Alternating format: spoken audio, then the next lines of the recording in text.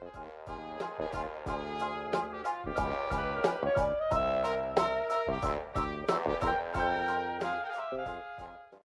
a tutti e benvenuti su Menti Taro. Oggi voglio presentarvi questo mazzo molto particolare che si chiama The Akashic Taro, ovvero i tarocchi akashici.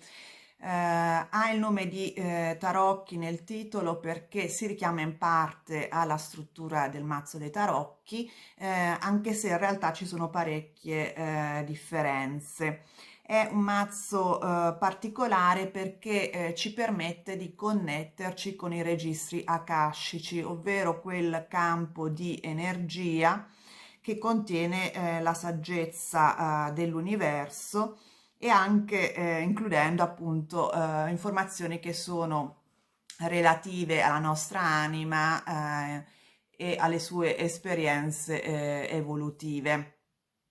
Quindi le informazioni, diciamo, che riusciamo a ottenere utilizzando questo mazzo hanno una saggezza profonda.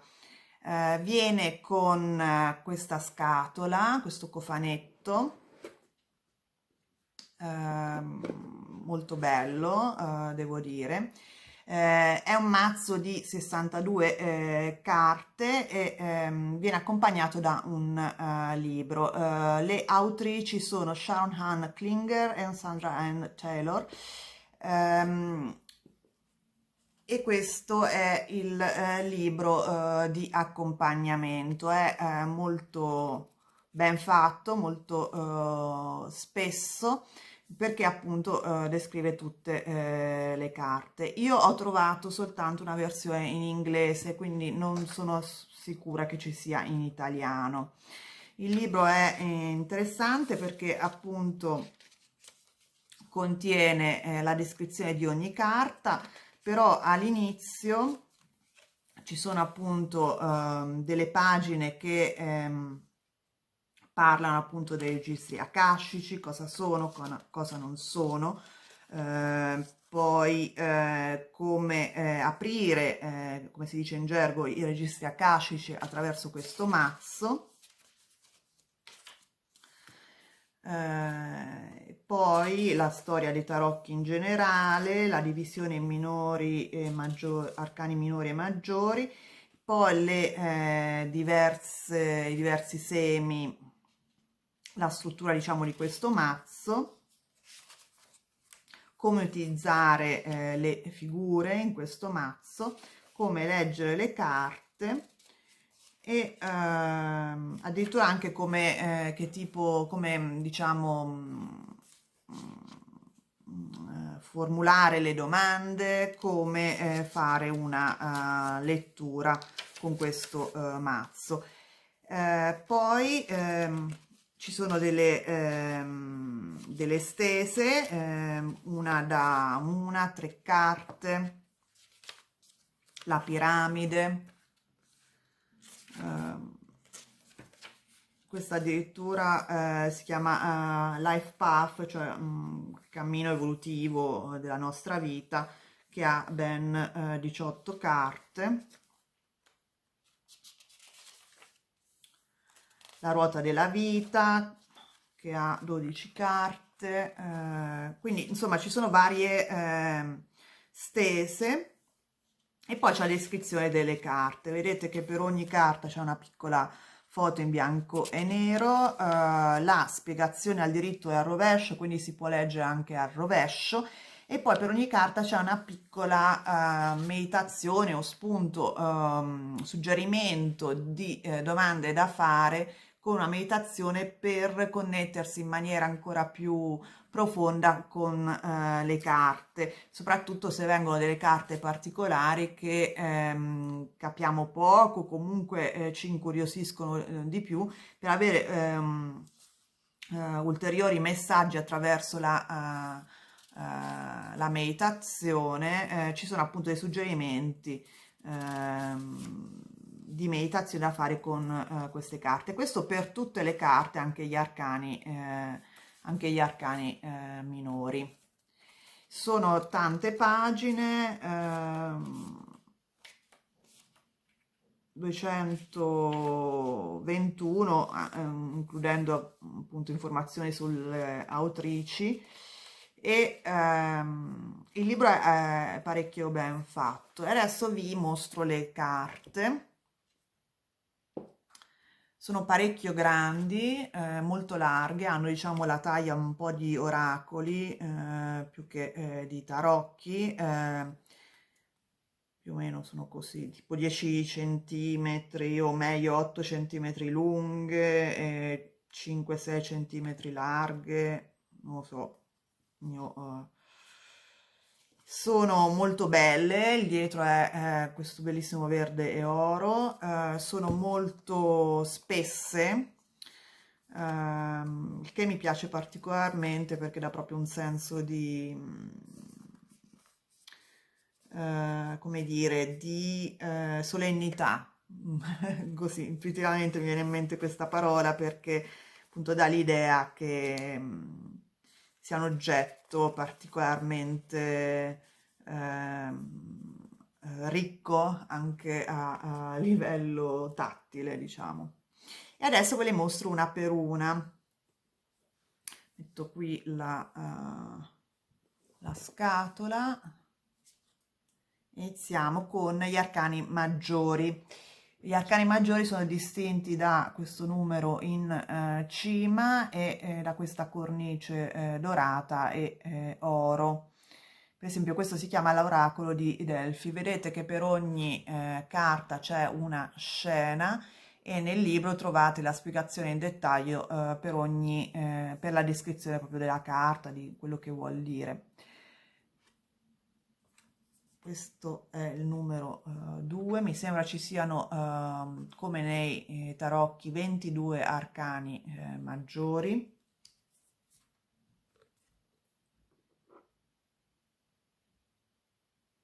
Ci sono anche le immagini degli arcangeli, come in questo caso l'arcangelo Gabriele. E devo dire che io mi ci trovo molto molto bene.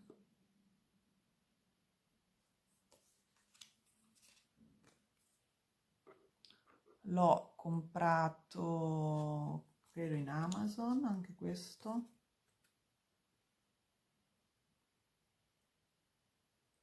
Non ha un prezzo eccessivo, più o meno come tutti gli altri. Adesso non mi ricordo perché l'ho comprato un po' di tempo fa. Questo credo sia un altro arcangelo, Michele.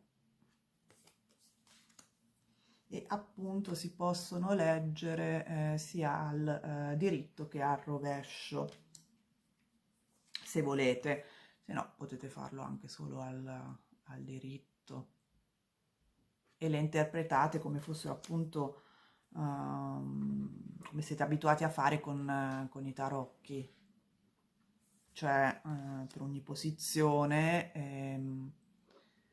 interpretate le carte in base alla posizione la stessa e in base alle carte vicino. Le immagini sono molto dettagliate, per cui bisogna effettivamente osservarle bene, altrimenti si rischia di farsi sfuggire qualche dettaglio e sono tutti dettagli importanti.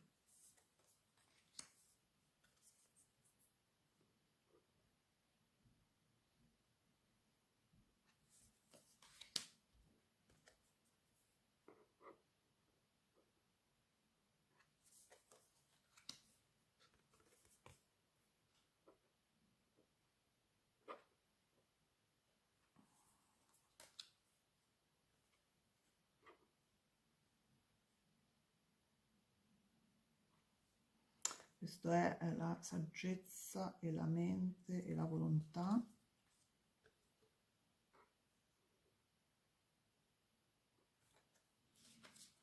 E questo è l'ultimo arcano maggiore.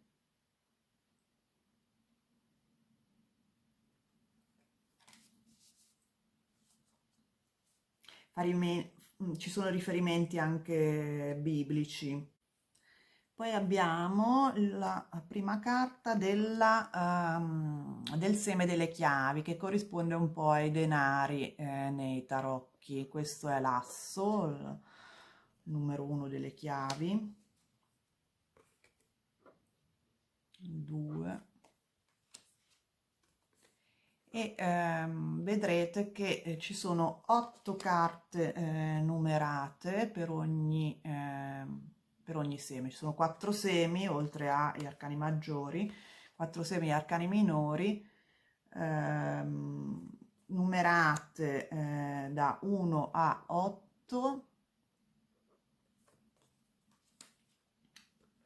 Vedete, questo è il numero 7.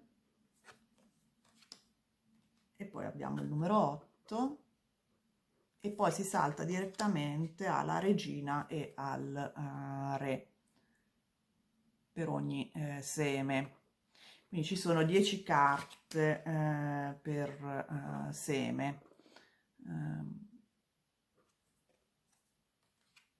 Ne mancano basicamente 4 per ogni seme rispetto ai tarocchi. Questa è la prima carta, l'asso del seme delle rose, che corrisponde un po' alle coppe nei tarocchi.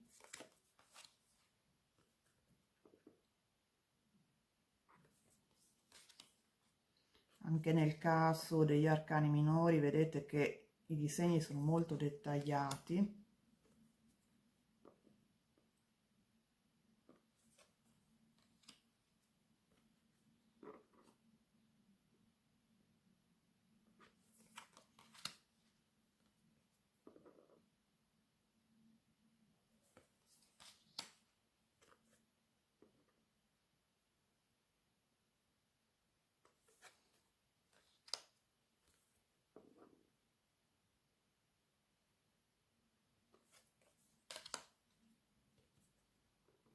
Questa è la regina delle rose, mettiamola così. E questo è il re. E anche in questo caso, come nei tarocchi, le figure sono in realtà neutrali dal punto di vista del genere, cioè il re può fare anche la funzione di una persona femminile e la regina maschile, oppure simboleggiare proprio delle situazioni. Questo è l'asso del seme dei rotoli di carta, no? Tipo i papiri, e che corrisponde diciamo alle spade, per quanto riguarda i tarocchi.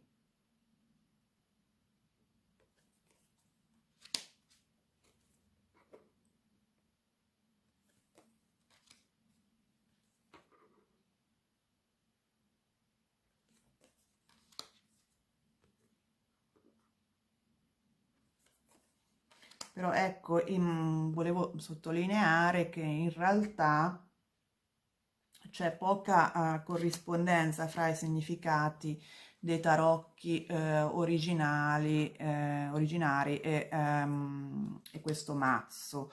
In realtà non è che il 6 del seme delle rose corrisponde al nostro 6 di coppe, quello diciamo più conosciuto del mazzo dei tarocchi. Sono proprio dei significati completamente diversi, quindi il libro va studiato. Questa è la regina e questo è il re. Poi questo è l'asso del seme delle forze, che corrisponde più o meno ai bastoni, ecco.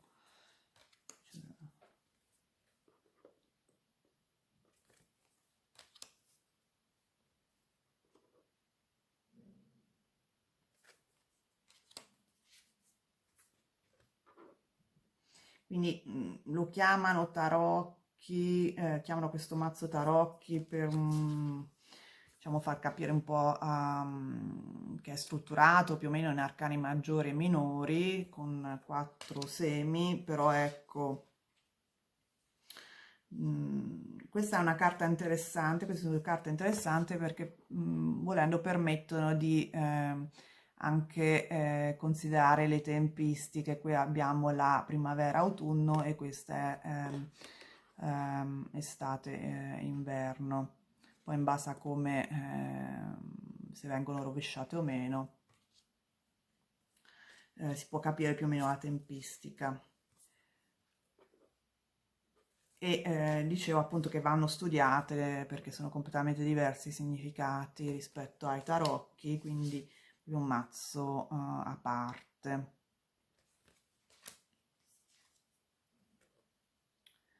Questa è la regina e questo è il re. Dunque, tutto sommato direi che è un mazzo molto interessante, a me piace molto, devo dire che mi ci ritrovo anche molto, però ecco, diciamo le cose un po' difficili è il fatto appunto che va studiato, non sono tarocchi, è una specie di oracolo molto dettagliato, molto ben fatto, che però va studiato. Sono 62 carte, quindi non, anche, sono meno carte rispetto ai tarocchi e più rispetto a una media normale di un mazzo di oracoli, che di solito ce n'ha 40. E i disegni sono, diciamo, non molto chiari, nel senso che bisogna, vedete, sono molto dettagliati, bisogna un po' osservarli da vicino e diciamo che secondo me hanno fatto così anche perché permette anche di utilizzarle per utilizzare queste carte per una meditazione, quindi uno si immerge nell'immagine, no? Entra nella carta attraverso una meditazione.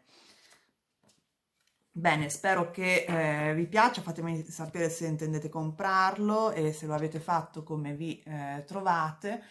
Se avete domande scrivete pure nella sezione commenti e se vi è piaciuto il video vi invito a mettere il like, a iscrivervi al canale se non l'avete già fatto e soprattutto ad attivare la campanella in modo da non perdere i prossimi video. E noi ci vediamo presto. Ciao!